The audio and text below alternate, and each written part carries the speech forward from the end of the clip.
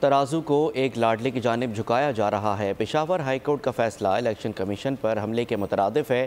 کیسے پاکستان بھر کے لیے فیصلے دے سکتی ہے؟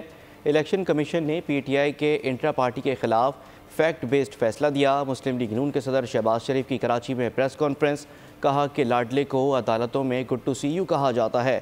لاڈلے کو جو سہولیات دی جا رہی ہیں وہ پریشان کن ہے۔ منتخب حکومت ہی آپ کے مسائل کا حل نکال سکتی ہے۔ ملک کو دیوالیہ ہونے سے بچایا۔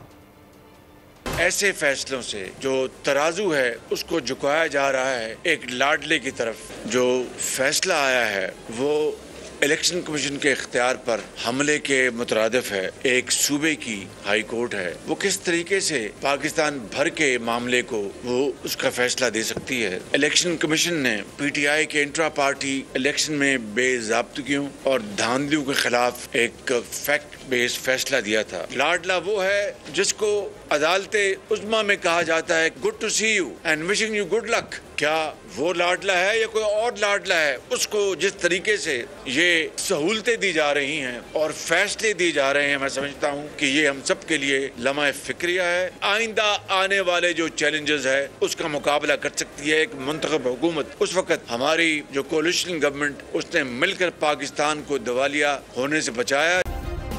سبسکرائب کریں اور بیل دبائیں تاکہ کوئی خبر رہ نہ جائے۔